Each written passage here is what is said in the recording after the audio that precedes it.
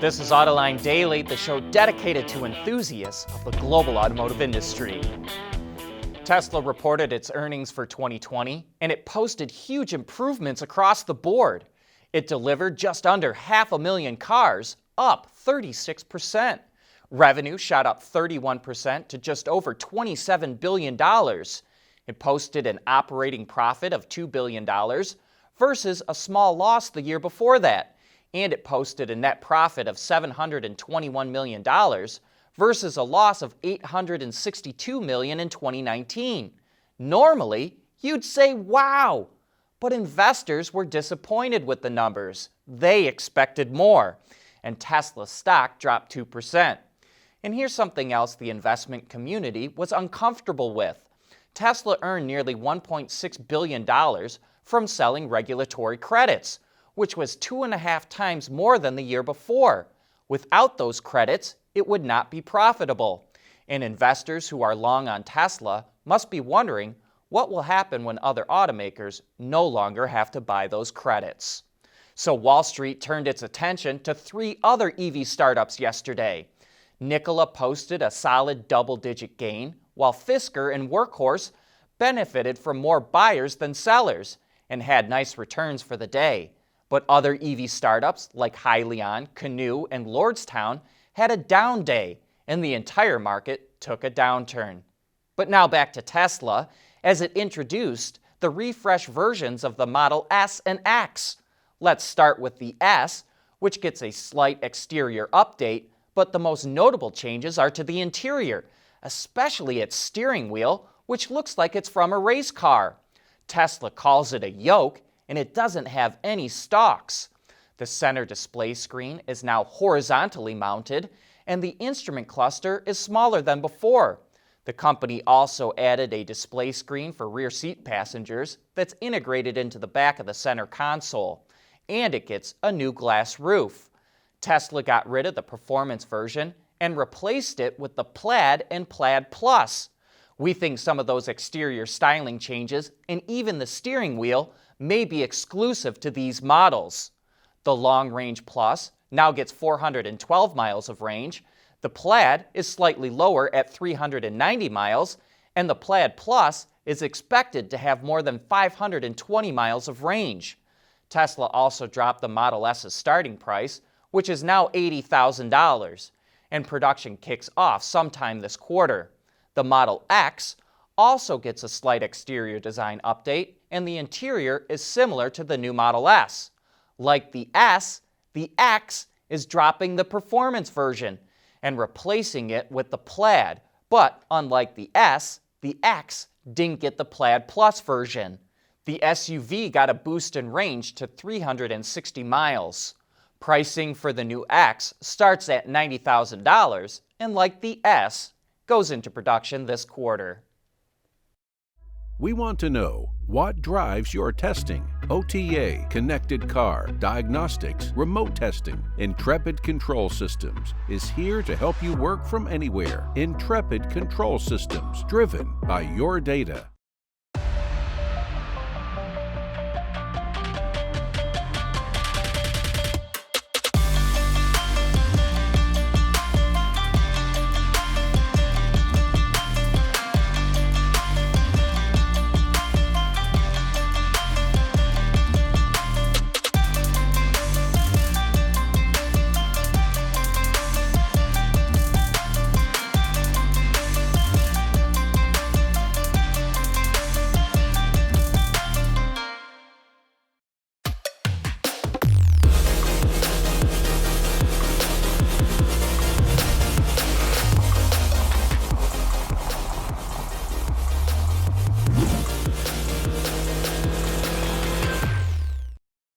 We keep hearing more and more fuel cell news, especially for heavy trucks, where the application currently seems to make the most sense.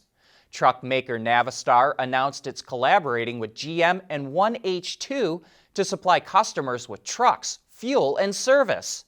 The Navistar International RH Series trucks will be fitted with 2 of GM's Hydrotec fuel cell power cubes, which each feature 300 plus fuel cells, as well as thermal and power management systems. Navistar is targeting a range of over 500 miles and a refueling time of less than 15 minutes. 1H2, which handles hydrogen production, storage, delivery, and safety, will provide the fuel for Navistar's customers. Tests kick off next year, and the first trucks available to customers should come out in 2024. We're getting more details on how much the computer chip shortage is going to impact the auto industry.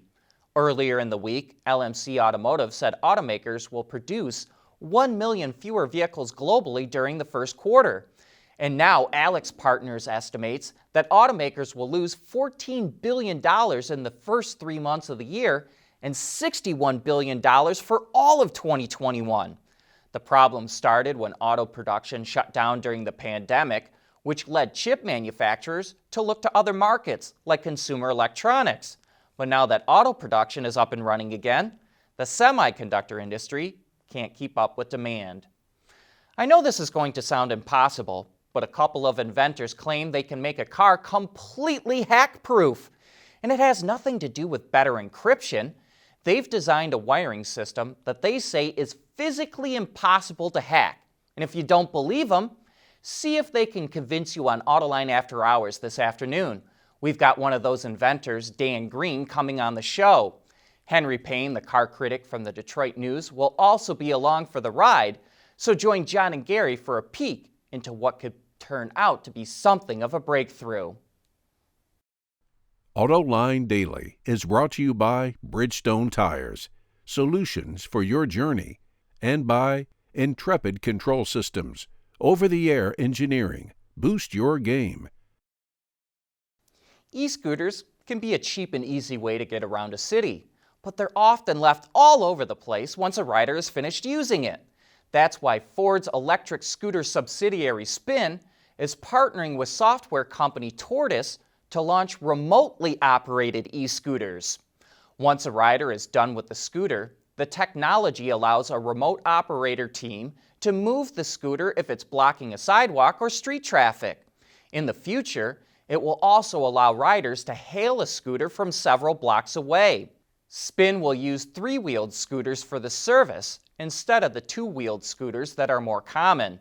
Co-developed with Segway-Ninebot, the S200 e-scooters feature an enhanced suspension, 3 independent braking systems, and turn signals. Spin will test 300 of these e-scooters in Boise, Idaho this spring, and will roll them out to other cities in North America and Europe over the next year. Speaking of Ford, here's something that kind of surprised us. The automaker announced it's going to make the Mustang Mach-E in China with local partner Changan for Chinese consumers. As you probably know, the Mach-E is currently made exclusively in Mexico. We thought Mexico had a free trade agreement with China, so shipping the EV should not have been a big issue. However, Ford says it will localize some production, meaning it will use Chinese-sourced parts, including for the performance version of the Mach-E. We think that could mean not only the motors, but also the batteries as well. The EV will go on sale in China later this year. The numbers are coming in for how much the global pandemic impacted Toyota. The automaker, including its Daihatsu and Hino brands, sold more than 9.5 million vehicles worldwide last year. That represents a drop of 11.3% compared to the year before. But despite the hit on sales, Toyota was able to take back the crown for #1 selling automaker in the world. It beat out Volkswagen, whose sales fell over 15% to a little more than 9.3 million vehicles. That's it for today. Thanks for watching. We'll see you again tomorrow.